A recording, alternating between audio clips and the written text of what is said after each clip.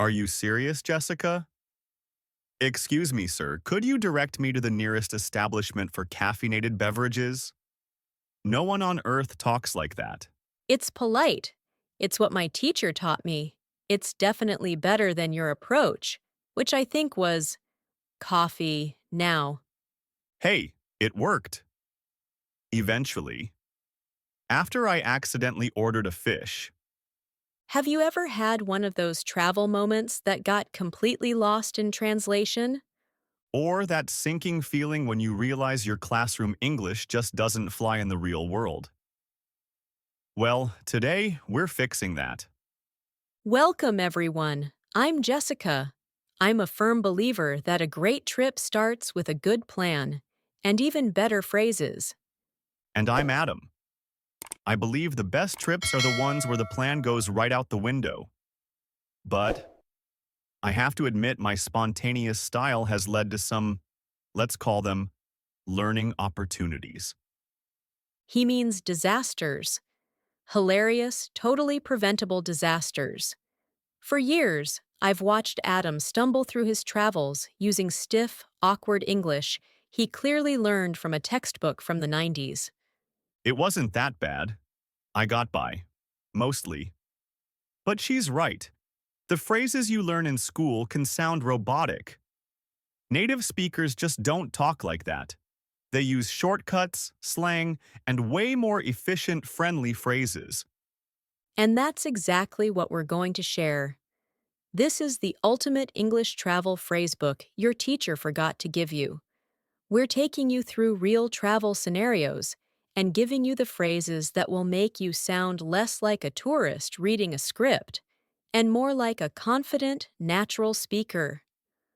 We're turning my past travel blunders into your future travel wins. You'll learn how to get what you actually want, handle tricky situations, and maybe even make a few friends. First up, the most critical moment of any traveler's day, getting coffee. Okay, Adam, take us back to that cafe in London. You'd just gotten off a red eye, you were a mess, and you desperately needed caffeine. What was your textbook phrase of choice? Right? So I walked up to the counter, brimming with confidence, and I said, I would like to purchase 1 cup of coffee, please. The barista, who was about 19 and slammed with the morning rush, just stared at me. She had this look on her face like I was an alien who had just landed. Purchase. Nobody says purchase in a coffee shop. It's so formal and clunky. It immediately screams, I am not from here, and I am speaking from a script. Exactly. The conversation just stopped dead. She said, Sorry, what? And I could feel the line behind me getting restless. I panicked and tried to simplify. I pointed at the machine and said, Coffee, please, big. Then, somehow, I also gestured towards a picture of the fish and chips special without realizing it. 10 minutes later, I'm sitting outside with a giant black coffee and a plate of fried fish at 8 a.m. Not my finest moment. And it's a perfect example of what goes wrong. Your first phrase was too formal, your second was too simple, and you just ended up confusing everyone, yourself included. The goal is to be clear, polite, and natural. So, let's open the real phrase book. First, to get a busy barista's attention, a simple, friendly hi or excuse me is all you need. Then, for ordering, instead of I would like to purchase, try these. The most common and friendly one is can I get? For example, hi, can I get a large latte, please? It's polite but totally casual. Another great one is I'll have or I'll take. It's decisive and quick. Hi there, I'll have a flat white, please. Okay, that makes way more sense. It's shorter, friendlier, to the point. What if you have a special request, like, I don't want regular milk? My textbook would probably have me say, Is it possible to substitute the bovine lactation with a nut-based alternative? Please never say that. You'll get another fish. It's so much simpler. You just add it on. You can say, "Can I get an iced coffee with oat milk, please?" Or, if you've already started the order, you can say, "I'll have a cappuccino, but did you make that with soy milk instead?" The key part is, could you make that with? It's a super polite and clear way to ask for a change. What about all the crazy customizations? In the US, ordering coffee can feel like you're solving an advanced math problem. True, but don't be intimidated. Just build your order piece by piece. Think size, temperature, drink, milk customizations. For example, "Hi, can I get a large iced latte with oat milk and 1 pump of vanilla?" Just list it out. The baristas hear this all day long. They prefer a clear list over a long, rambling sentence. Let's role play it. "I'm the busy barista.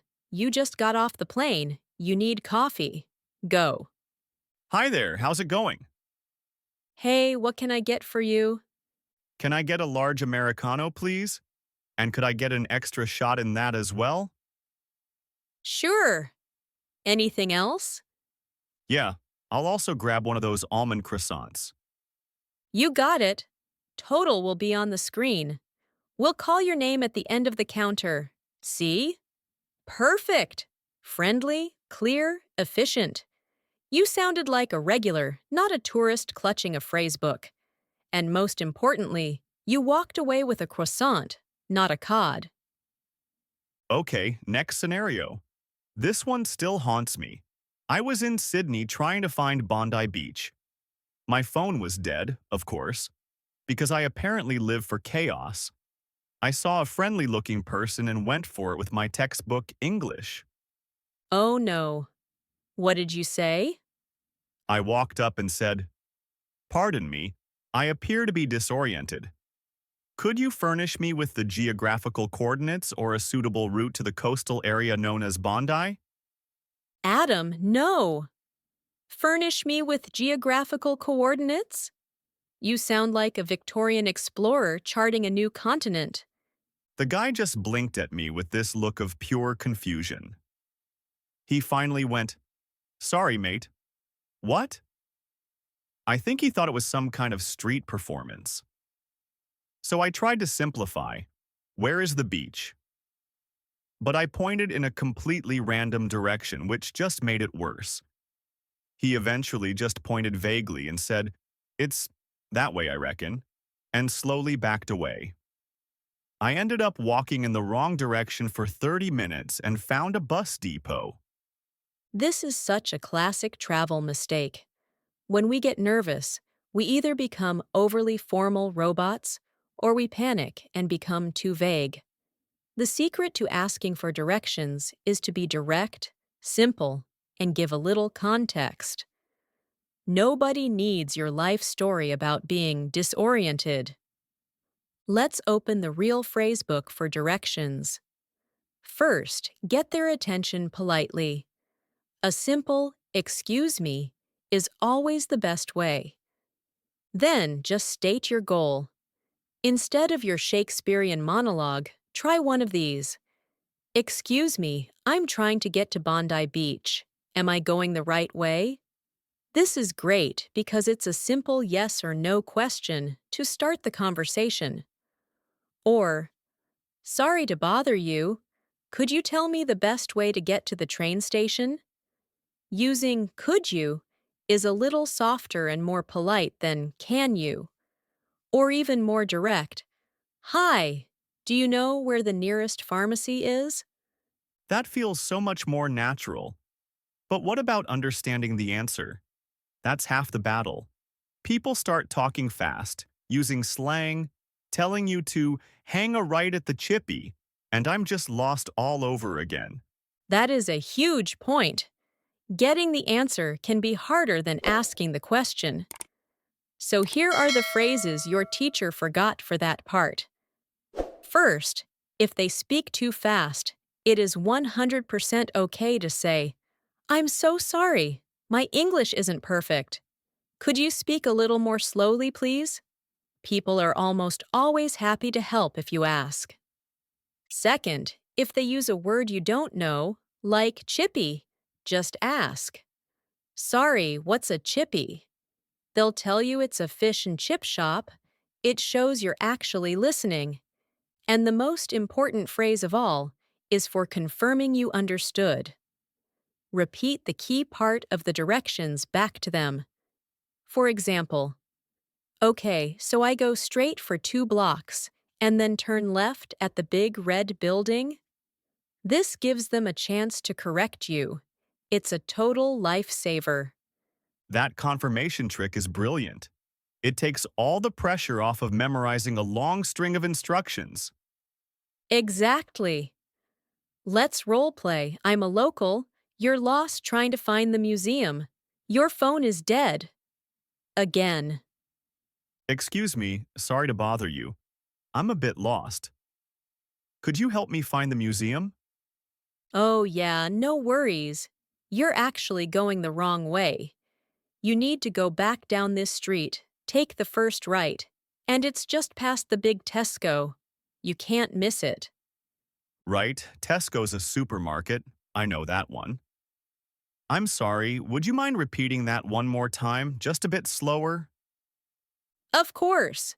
Go back down this street, take the first right turn, walk past the big Tesco supermarket, and the museum will be on your left. Okay, so back down this street, first right, and it's on my left after the supermarket. Got it? Thanks so much for your help. No problem, mate. Have a good one. And look at that. Clear, confident, and you confirmed everything. You'd be admiring ancient artifacts in minutes instead of taking a selfie at a bus depot. All right, we are just getting warmed up, but we want to hear from you. What is the funniest or most embarrassing travel mistake you've made because of a language barrier? Drop it in the comments below. We read every single one, and honestly, your stories make us feel way better about our own. We've also put all the phrases from today's video, plus a ton of bonus ones, into a free PDF guide, our ultimate travel phrasebook. The link is right in the description. It's a lifesaver, and I promise it doesn't include the phrase, "Furnish me with coordinates." Okay, Adam. You've survived the airport, the coffee shop, the streets. You finally make it to your hotel. You're dreaming of a hot shower and a bed. Take us to New York. Ah, yes, the hotel with the over-enthusiastic plumbing. I check in, and first, the Wi-Fi isn't working. Annoying, but whatever. But then I discover the toilet will not stop flushing. Just this constant, loud, gurgling, flushing sound. Over and over. That sounds miserable. You called the front desk, right? I did. And I tried to be very polite with my best textbook English. I said, "Good evening, this is Adam in room 702. I wish to report a malfunction with the sanitary facilities." A malfunction with the sanitary facilities. Adam, you sound like you're reporting a breach in a nuclear reactor, not a broken toilet. The person on the phone was dead silent for a second. Then he just said, "The what now?" I got flustered and just blurted out, "The toilet! Water! It makes noise!" It was not smooth. He said he'd look into it, which I now know is polite code for, "I have no idea what you're talking about and hope you go away." No one ever came. I slept with pillows over my head. This is a perfect example of why real English is so important in a problem-solving situation. Being too formal or too vague kills any sense of urgency. You need to be polite, but also direct and clear about the problem and what you want. Let's hit the phrasebook for hotel problems. First, always identify yourself clearly. Hi, this is Adam calling from room 702. Then, describe the problem with simple, direct language. No one says malfunction. Use these instead. I'm having a problem with. This is a great all-purpose opener. I'm having a problem with the Wi-Fi in my room. The isn't working. This is even more direct. The air conditioning isn't working. There seems to be something wrong with. This is a slightly softer option. There seems to be something wrong with the shower. There's no hot water. For your toilet issue, you could have said, the toilet in my room won't stop running. Running is the common word for a toilet that keeps flushing or filling. The toilet won't stop running. So much better. But how do you get them to actually do something? My I wish to report clearly didn't get the job done. Right. You need to politely ask for action. The magic phrase is, could you please send someone to look at it? It's a clear, polite, direct call to action. If it's a bigger issue and you want to switch rooms, try. Would it be possible to get a quieter room? Or, would it be possible to move to a different room? Would it be possible is a very polite but firm way to ask for a real solution. Let's try the role play. You're in the noisy room. Call me at the front desk. Hi there. I'm calling from room 702. Good evening. How can I help you? Hi, I'm having a problem with the toilet in my room. It won't stop running, and it's pretty loud. Oh, I'm very sorry to hear that. I can report that to maintenance. Thank you. It's making it hard to sleep, so could you please send someone to look at it soon? Or, if that's not possible, would it be possible to move to another room? Let me see what I can do for you right now. I'll call maintenance, and if they can't come immediately, I'll find you a new room. I'll call you right back in 5 minutes. And there it is. You were clear, polite. You explained why it was a problem, it's loud. And you gave them two possible solutions. You empowered the hotel staff to actually help you. You'd have been sleeping soundly in a quiet room in no time. All right, time for a lightning round. We're hitting you with 5 quick, essential, and slightly unconventional phrases your teacher definitely forgot. Phrase 1. What's the Wi-Fi password? Let's be real, this is the first thing you need to know. Just ask it directly and politely. Phrase 2. Is service included? This is for restaurants. It's a polite way of asking if a tip is already on the bill. It saves you from over-tipping or not tipping at all. Phrase 3. Can you take a picture for me? Stop with the awkward selfies. Most people are happy to help. Find someone who looks friendly, hand them your phone, and say this. Bonus tip. Add, just press the big button. Phrase 4. I'm just looking, thanks. This is your superpower in a shop when a salesperson immediately asks if you need help. It's the polite way to say, please let me browse in peace. And lightning round, phrase number 5. What do you recommend? This works everywhere. At a restaurant. Everything looks so good. What do you recommend? At a bar, a bookstore, or even asking a local for a sight to see. It opens up conversations and leads to the best hidden gems. And that's a wrap on the phrases your English teacher forgot. We hope watching my spectacular failures helps you travel with a little more confidence and a lot less confusion. Remember, the goal isn't perfection. It's about connecting with people. Using natural, friendly language is the key to doing that. Don't ever be afraid to ask someone to slow down or explain a word you don't know. People are usually much more helpful than you think. The best travel stories come from the small mistakes. But it's nice when those mistakes don't involve ordering fish for breakfast. All the phrases we talked about are in the free PDF guide in the description. Download it, save it to your phone. It'll be your best friend on your next trip. And don't forget to leave a comment telling us your funniest language mishap. We love reading them. If you found this video helpful, give it a thumbs up and subscribe for more tips on how to use English in the real world. Thanks for watching, everyone. Now go have an adventure. And please, for the love of travel, don't ask for geographical coordinates. See you next time.